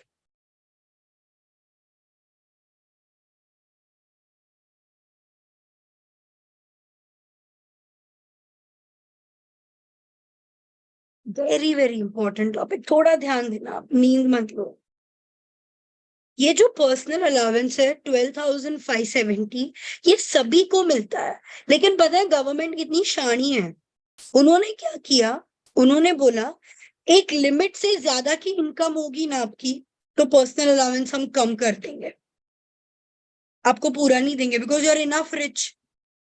इतना पर्सनल अलाउंस देके क्या करें? एक लिमिट से ज्यादा की इनकम होगी तो they will reduce your personal allowance. Now how? थोड़ा टाइम लगेगा सीखने में।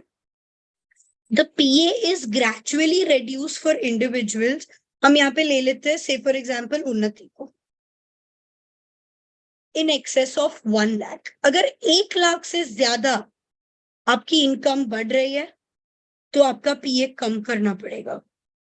The reduction of PA is based on ANI, which is calculated as follows. Okay. आपको क्या करना पड़ेगा? सबसे पहले उन्नति का ANI निकालना पड़ेगा.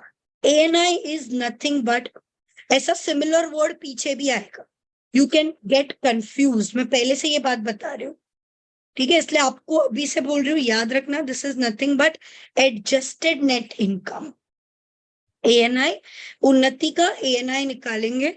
उन्नति की जितनी भी नेट इनकम थी, स्टार लेस गिफ्टेड डोनेशंस उसने जितने किए, क्वेश्चन में दिया होगा, और उसने पर्सनल पेंशन कंट्रीब्यूशन कितना किया है, क्वेश्चन में देना चाहिए. If she is done any gifted donations और she is done personal pension contribution, दोनों को माइनस करके उसका ANI निकालेंगे. ठीक है, ओके.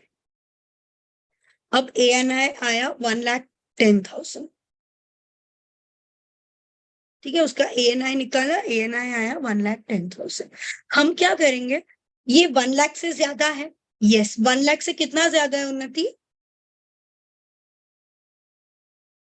1 लाख से कितना ज्यादा है? 10,000. 10,000.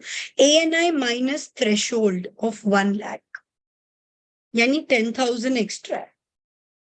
Also you can use this formula directly. ठीक है, मैं दो तरीके से करूँ. 10,000 एक्स्ट्रा, जितना भी एक्स्ट्रा है ना उसका 50% हम लेंगे, हाफ या 50%, 5,000. ओके. आपका पर्सनल अलाउंस 5,000 से कम कर दिया जाएगा. Very simple, I do it again, don't worry. कैसे किया मैंने? Okay, I start with calculating Unnati's ANI. बराबर. अब मैं सबसे पहले ANI के लिए नेट इनकम 1,25,000, उसने मान लो 5,000 का डोनेशन किया है, 10,000 का और पेंशन कंट्रीब्यूशन किया है, दोनों माइनस कर दिया. उन्नति का ANI adjusted net income is coming as 1,10,000.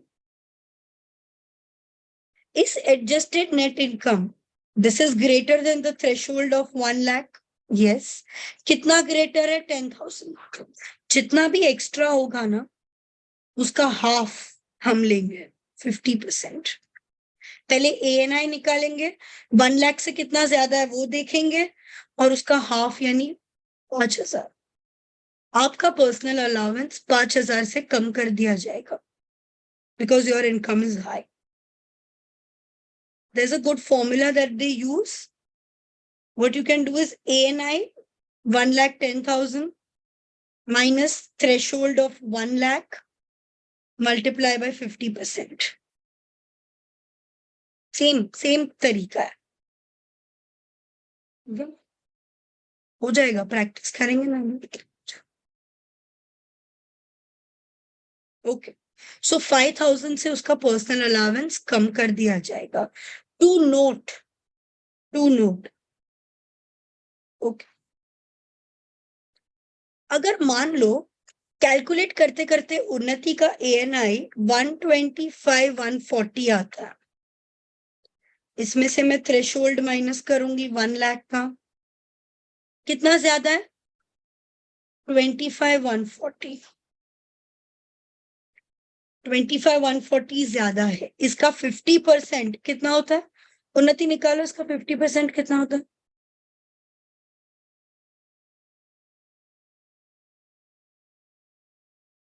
Hello, कितना नींद में हो उन्नति आप?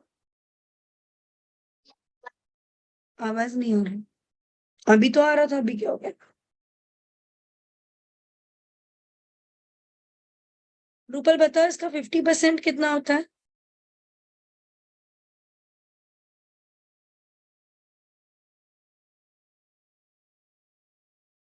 तो 570. ये रूपल किधर गई? क्या हुआ? 50% कितना होता है? 12570. वो क्यों नहीं बोल रही? ये बात समझ नहीं आई.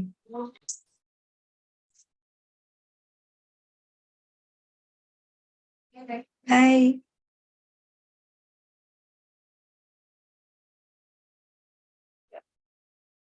12,570.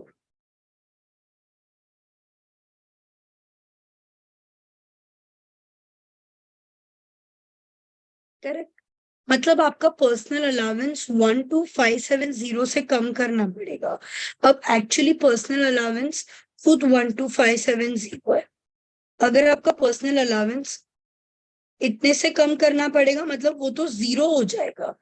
That means any person with ANI of this figure, any person with ANI of this figure will eventually get no personal allowance.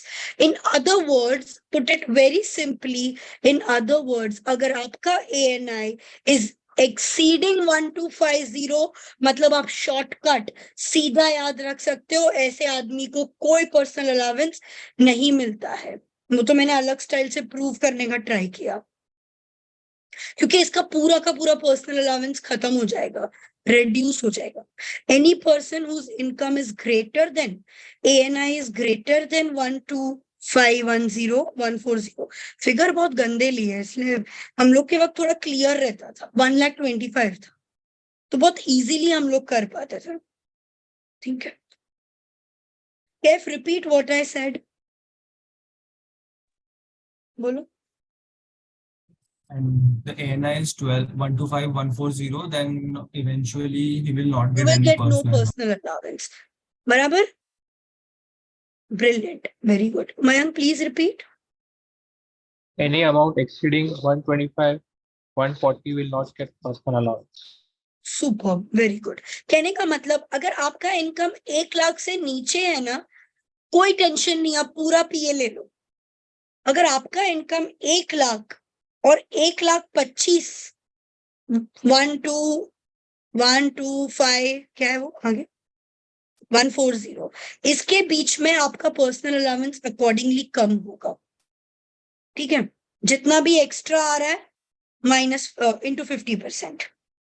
अगर आपका इनकम 125 से ज्यादा है, मतलब आपको पर्सनल अलाउंस मिलने ही नहीं वाला।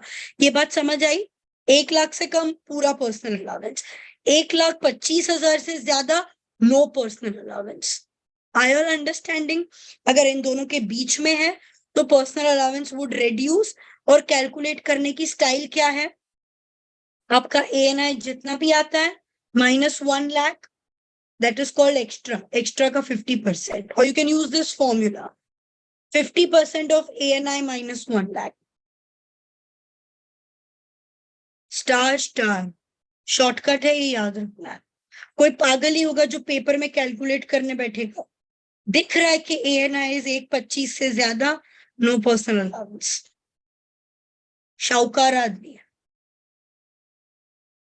Although these figures are given to you in the exam, but अपन को सॉल्व करते करते याद हो जाएगा। ठीक है, क्वेश्चन करता है।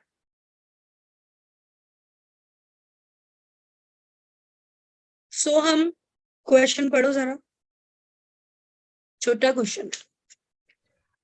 Ethan received trading income of 1,10,000 in the tax year 2022-23. He also made gift aid donations of 4,000 gross. Compute Ethan's taxable income for the tax year 2022-23. Original method से करूं तो आपको थोड़ा क्लैरिटी आएगा। यहाँ पे दिया है ट्रेडिंग इनकम, मैंने लिख दिया trading income 1,10,000। Employment, pension, rental कुछ नहीं दिया है। ओके, यही है उसकी पूरी इनकम, तो यही बन जाएगा टोटल इनकम। कोई रिलीफ कुछ बात नहीं किया है, यही बन जाएगा टैक्सेबल इनकम। एक minute, sorry, net income. Total income, कोई रिलीफ का बात नहीं किया है, तो यही है इसका नेट इनकम। मुझे क्या करना है, इसमें से पर्सनल अलाउंस माइनस करना है। मैं रुक जाऊंगी एक बार। In the format, when I've come to the end and I know I have to reduce personal allowance, actually personal allowance 12,570 है, but I can't give full, क्योंकि मुझे दिख रहा है बंदे की इनकम 1 लाख से ज्यादा है। मुझे क्या करना पड़ेगा, फटाक से ANI एक साइड कोने में जाऊंगी और मैं ANI कैलकुलेट करूंगी। तो मैं आ गई हूँ कोने पे और मैं ANI कैलकुलेट कर रही हूँ। ANI कैलकुलेट करने के लिए मुझे क्या करना पड़ेगा, एक minute,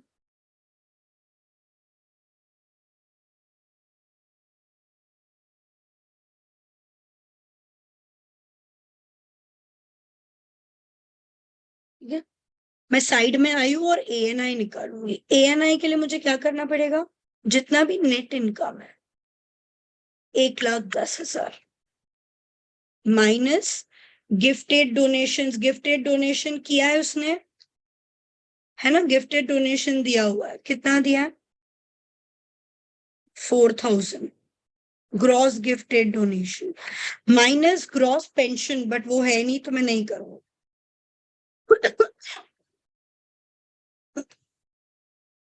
I will get adjusted net income, कितना आ रहा है एडजस्टेड नेट इनकम 1,06,000। उसके बाद मैं क्या करूंगी, लेस थ्रेशोल्ड, 1 लाख से ज्यादा है, 1 लाख से कितना ज्यादा है 6,000, 6,000 जितना भी 1 लाख से ज्यादा आता है उसका 50% 3,000। Personal allowance will reduce by 3,000। 3,000 से पर्सनल अलाउंस को कम कर दिया जाएगा। ओरिजिनल पर्सनल अलाउंस 12,570 मिलता है, बट इसको 3,000 कम मिलेगा, यानी इसको 9,570 मिल सकता है। ठीक है ना, look at the way they have done, we will also try to learn from them. तो उन लोग ने भी स्टार्ट किया, ऐसे ही करेंगे हम जैसा उन्होंने किया। उन लोग ने भी स्टार्ट किया, पहले तो ट्रेडिंग इनकम लिख दी, कुछ और दिया नहीं है, मतलब यही उसका नेट इनकम है। ओके, वो सब क्लैरिटी आपको बाद में आ जाएगा। यहाँ पे पर्सनल अलाउंस का कैलकुलेशन सीख रहे हैं। बंदे का इनकम ज्यादा है, अभी अपने को ANI निकालना पड़ेगा, तो मैं वर्किंग करूंगा। मैं वर्किंग पे आया हूं, सबसे पहले मैं यहाँ पे लिख देता हूँ net income minus gifted donations, आया मेरा ANI। थ्रेशोल्ड या लिमिट इज 1 लाख, 1 लाख से 6,000 ज्यादा है, ये 6,000 एक्स्ट्रा है। जितना भी एक्स्ट्रा आ रहा है उसका 50% यानी 3,000। ओरिजिनल पर्सनल अलाउंस में से 3,000 कम कर दिया जाएगा, उसको फाइनली इतना एडजस्टेड PA 9,570 पर्सनल अलाउंस मिलेगा। अब हम फॉर्मेट में जा सकते हैं, ट्रेडिंग इनकम माइनस 9,570 आ गया टैक्सेबल इनकम, ये फिगर पे टैक्स किया जाएगा। आ रहा है सबको समझ में? कैलकुलेट ANI, 1 लाख से कितना ज्यादा है, देखो जितना भी ज्यादा है उसका आधा, उसका आधा लोगे 3,000 पर्सनल अलाउंस उतने से कम कर दो। बाद में बहुत इजी लगेगा आपको, सिंपल है। आ रहा है समझ में सबको? क्षितिज किधर ध्यान दिया आपने? आजू बाजू खी खी खै खै कर रहे हो, किससे बात कर रहे हो आपके बाजू में? नीचे देख के मम्मी से बात कर रहे हो, फिर तो झूठ बोलोगे। फोन पे गर्लफ्रेंड चालू है ना साइड में, बता सच में नीचे देख के मम्मी से कौन बात करता है? मम्मी तो बैठी है बाजू, फोन ही नहीं है मेरे पास, चार्जिंग में लगा है। हाँ, ठीक है। ध्यान दिया आपने? हाँ ठीक है। TYU1 आप अपना होमवर्क्स करके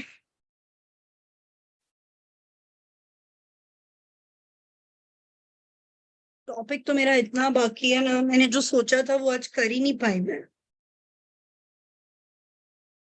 यहाँ से तो और जबरदस्त है, कितना कैलकुलेशन है, देखो सब कैलकुलेशन है, मजा आ जाएगा कल के क्लास में। पूरा चैप्टर ही कैलकुलेशन है। कल ऑफलाइन है ऑनलाइन है? ऑनलाइन है ऑफलाइन? ऑनलाइन है ना? अरे ऑफलाइन होता तो मजा आ जाता। कोई बात नहीं,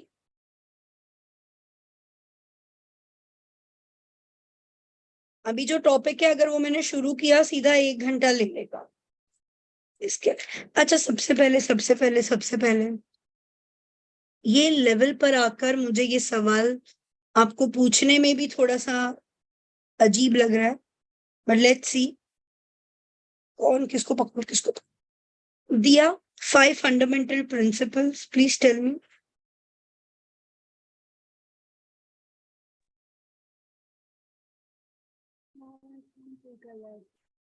क्या आप थोड़ा माइक ठीक कराओ यार, मुझे लगता है आधे लोग तो जानबूझ के एक्टिंग करते हैं माइक खराब होने की, सच्ची।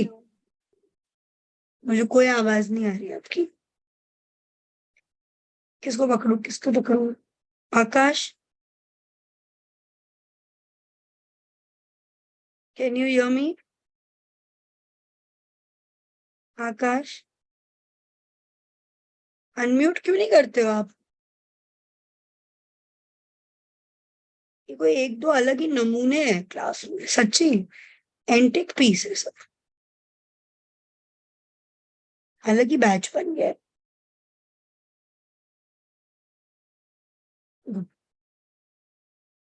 रिद्धि, फंडामेंटल प्रिंसिपल्स बोलो।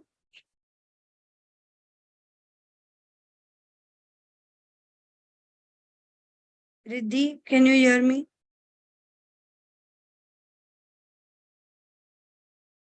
मैंने ऐसा कौन सा टफ सवाल पूछ लिया? मुझे तो नहीं लगता। देवजोत, Integrity, objectivity, confidentiality, professional competence and due care, and personal behavior. Super brilliant. कितना इजी सवाल था, क्या इतने लोग नाटक क्यों कर रहे हो समझ नहीं आया मुझे। ये लेवल पे आकर क्या ये आप सोचो कि ये मुझे बताने की जरूरत है? आप ट्रिपल ए करके आए हो और कितने पेपर में ही आ चुका है, मैंने बोला है हर बार, ऑलमोस्ट सारे पेपर्स में, एक दो को छोड़ के। ये फंडामेंटल प्रिंसिपल्स एसीसीए के हर बुक में ही रहेगा।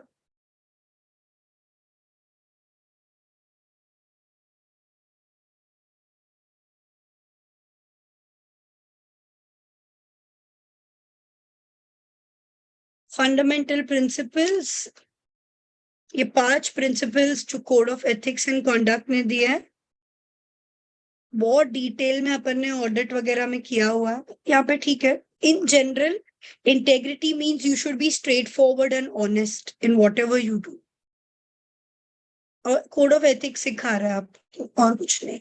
ऑब्जेक्टिविटी मतलब यू शुड नॉट बी बायस, कहीं पे भी पार्शियलिटी या किसी के बहकावे में आके काम नहीं करना चाहिए। आपका डिसीजन ऑब्जेक्टिव आपका खुद का रहेगा।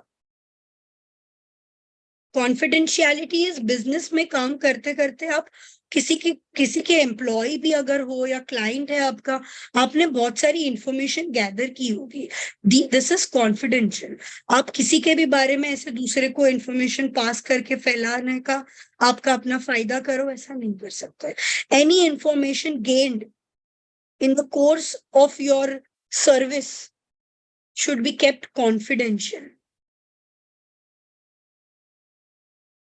अब इसमें भी हमने किया हुआ है, अनलेस आपका इंफॉर्मेशन बताने से जनता का फायदा हो, अदरवाइज कभी नहीं। ज्यादा डीप में नहीं कर रही हूँ। प्रोफेशनल बिहेवियर, ऐसा कोई कारनामा मत करना जिससे आपका प्रोफेशन, आपका कोर्स या एसीसीए बदनाम हो। Don't do any act that brings discredit to the profession. Competence and due care, आप जिस चीज के लिए आए हो, मेक श्योर दैट आप अपने क्लाइंट, अपने एम्प्लॉयर को कॉम्पिटेंट सर्विसेज दे पाओ।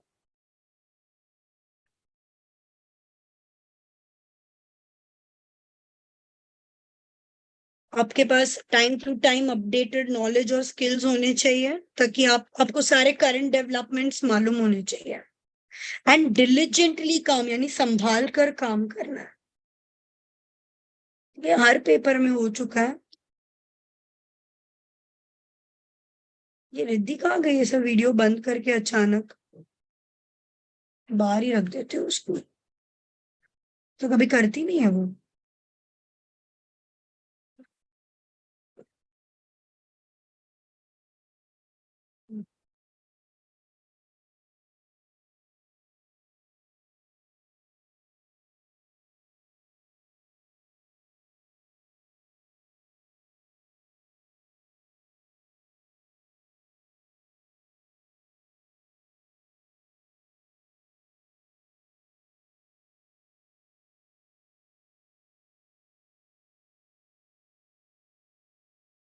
थोड़ा और करूं आगे?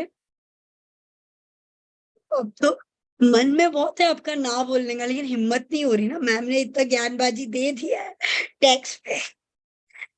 लेकिन एक दो पेज है बट ज्यादा ड्राई हो जाएगा, अदरवाइज मैं कर देती।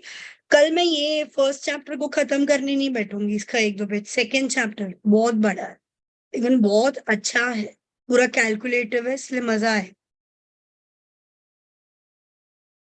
चलेगा?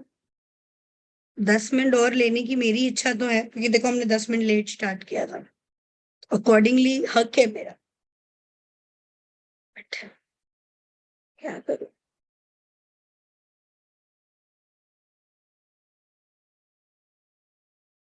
ठीक है, I just want to know from you what is money laundering, this also you have done. सब बचपन के टॉपिक्स है, मुझे तो करा रही हूँ मैं, ऐसी बुक में दिया है तभी। मनी लॉन्ड्रिंग मतलब क्या? एनीबडी? मनी लॉन्ड्रिंग, आदि मनी लॉन्ड्रिंग कितना करता हूँ मैम मैं, सब मालूम है मुझे। Money बोलो। laundering is basically taking out money out of the economy, like not showing it in the books of accounts so that it cannot be taxed. Last line सही लगी मुझे। या कैन नॉट बी टैक्स, नहीं not मतलब if I put it very clearly, it's very simple, काला पैसा आप सफेद कर रहे हो, दैट्स मनी लॉन्ड्रिंग, है ना? मैंने आई थिंक ये बोला भी है पहले, बीटी या कौन से पेपर में, आई डोंट नो। नाम ही इसका रखा गया है मनी लॉन्ड्रिंग। लॉन्ड्रिंग का मतलब होता है साफ करना, है ना? कपड़े हम लॉन्ड्री में देते हैं ना, इसके लिए इसका भी नाम रखा गया मनी लॉन्ड्रिंग। आपके काले पैसे को आप धोकर साफ कर रहे हो, काला पैसा सफेद। काला पैसा मीन्स इलीगल एक्टिविटीज या गलत तरीकों से कमाया हुआ पैसा, या ऑल्टरनेटिवली काला पैसा black money means it's your income but you not disclosed, आपने बताया नहीं है, और आपके पास 5 लाख की इनकम पड़ी है, now it's in cash and you want to convert it to white, यानी बैंक में डालना है। कैसे डालोगे? सीधा डालोगे तो वो लोग पूछेंगे 5 लाख कहाँ पे आया, इनकम में आपको दिखाना पड़ेगा फिर। So money laundering is, lot of people ये क्रिमिनल या ब्लैक मनी को अलग अलग स्टाइल से पैसे को व्हाइट करने का ट्राई करता है, that's called, the process is called money laundering. अब ये तो छोटा फिगर था, 50 लाख करोड़ों में लोग मनी लॉन्ड्रिंग करता है।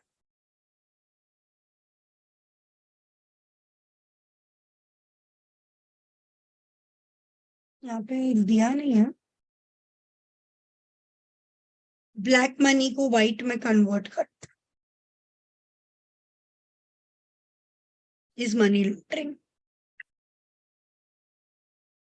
सो वो ब्लैक मनी आपका कहीं से भी आया हो सकता है, क्राइम से, या इन इन वेरी सिंपल टर्म्स, आपने अगर इनकम नॉर्मली भी कमाई है बट उसको डिस्क्लोज नहीं किया है, इट्स ब्लैक मनी।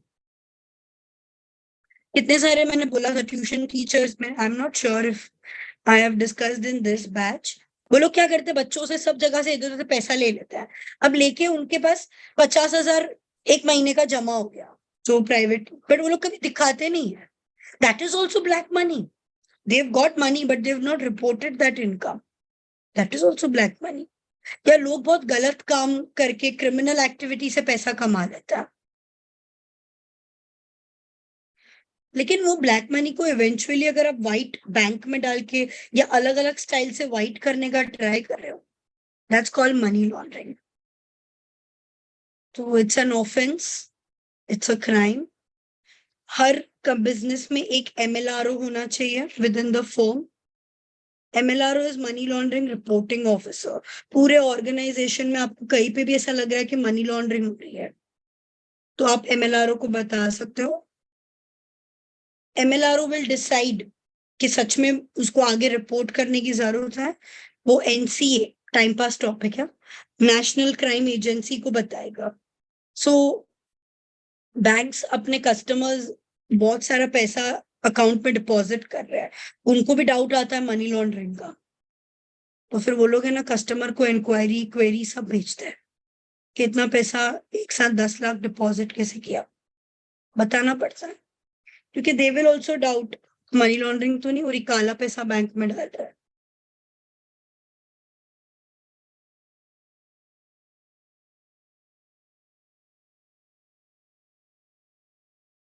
ये topic is there in depth in the other syllabus, अपने यहाँ नहीं है।